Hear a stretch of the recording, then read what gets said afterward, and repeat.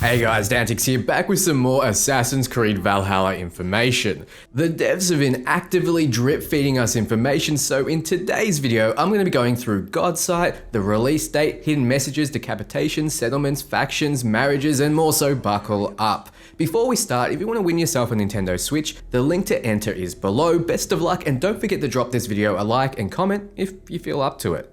Ashraf Ismal, the creative lead on Valhalla, has confirmed the inclusion of Eagle Vision. However, in this iteration, it'll be called Odin's Sight, and no doubt will revolve around the god in raven form. How this affects gameplay is yet to be confirmed, but as a fan, I would love to see some other pagan god-related powers that differentiate it.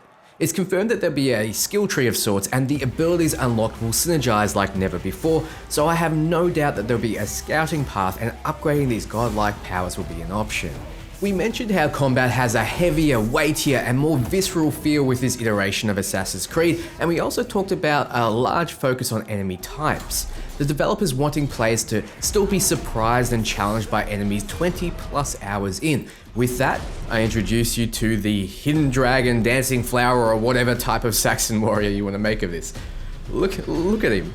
He looks like he belongs in a 1980s kung fu movie. Firstly, that shield's odd, but most importantly, that guy must have some monstrous strength. If we look at the average height of a Saxon soldier, it was 170 centimeters tall or 5'7", therefore that man is supporting around 70 kilos or 155 pounds with one arm comfortably. So no doubt the soldier you have to be looking out for is the one at the bottom, because he'll no doubt be able to karate chop you and the earth below you in half. Jokes aside, this duo could be a regular enemy type you face later on in the game, or even a boss like mob. Perhaps they're two separate enemies that interact when close to each other. Come to think of it, actually, the devs did mention that enemies interact with each other and the environment in interesting ways. So I can see the shielded Saxon warrior forming a line and the light spear wielding warriors being able to vault off those shields and leap at you. Regardless of the finer details, immediately what we see is, well, the devs aren't focusing on pure historical accuracy and instead using creativity to bring us some interesting gameplay. Do you personally like this approach?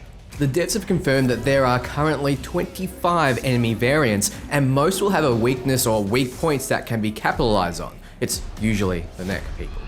It also should be noted that you can dismember and decapitate enemies in this iteration, which, suggests it's an adult rating again, which I firmly appreciate.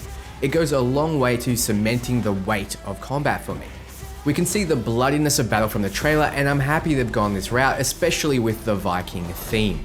So according to Reddit user Wolfgang GTI, his local store put the release date on their pre-order page as October the 16th, before promptly taking it down.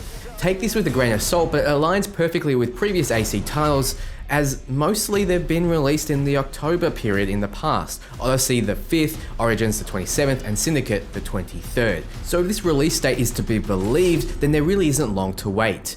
Ubisoft will start heavily marketing this title, and that means a nice drip feed of information to keep us on the hook. We're all the fish, and the information is the bait, and I don't care if I get caught. So Twitter user La Red D Erudito and his friend noticed there were runes with writing along the side of the official Assassin's Creed Valhalla website. After a long but very impressive amount of research, which you can see on the site respawnfirst.com, they figured out it says, "Cows die, kinsmen die, so must die oneself the same. But I know one thing that never dies, each dead man's judgment." In typical AC fashion, I feel it's talking about the legacy left after the individual's death. What kind of person will they be? Will they uphold the values of the assassins? But what do you think it means specifically, and is there some kind of hidden meaning? So Ashraf has also confirmed that we can visit Stonehenge. No idea if this will have a purpose, but the "can you ever" has implied value. I'm expecting that it's a place of power, and since gods play a role, perhaps it's something significant. Something significant might happen here. Maybe it's a portal to travel between places far away. Maybe it's a way to speak to the gods. We'll have to see, but speculation aside, it's nice that they're including historical landmarks. It's been confirmed that there's a robust dialogue system, more in-depth than Odyssey. You have a variety of responses and can go as far as to straight up lie. decisions themselves are reportedly enough to affect the world itself, which will provide new quests. Through dialogue, you can also choose to romance characters, and since the developers are now fine with decapitation, maybe they will be fine with showing us more in that area too. Fades to black might be more your thing though, I don't know. You've all seen a bear appearing next to Eivor in this picture, but it's confirmed that you can in fact tame animals like bears and wolves. You can then summon them to your side to fight. They'll likely have different strengths and weaknesses, and maybe just think Far Cry Primal, but good.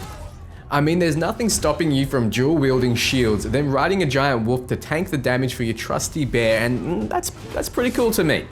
Perhaps in your settlement you can construct a building that revolves around mounts and pets. We know that you can build a tattoo parlor and barber to customize your appearance. We know that there'll be a barracks to let you put up defenses and send you on side quests, and we know there'll be a blacksmith that will obviously upgrade and modify your weapons. There's bound to be more that will influence every aspect of your character, so we have to expect there will be. Interestingly, it's been mentioned that you can make alliances with the numerous factions in the game by arranging marriages. This is a new mechanic and would offer quite the replayability, as no doubt you won't be able to be friends with everyone in a single run of the game.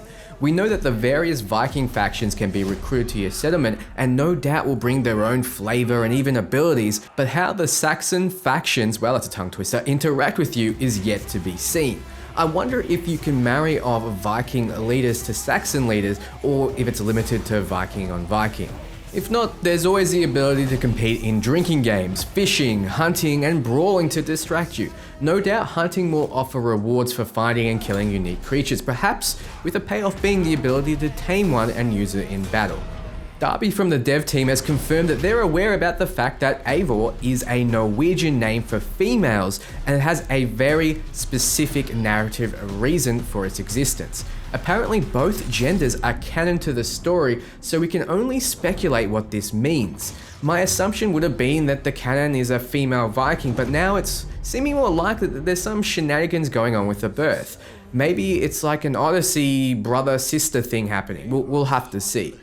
Thanks for watching, guys. If you like this video, do the typical YouTube stuff. It helps me out considering YouTube has punished me heavily lately for daring to take time off. If you like RPG content and everything Assassin's Creed, I'll be back very soon with more.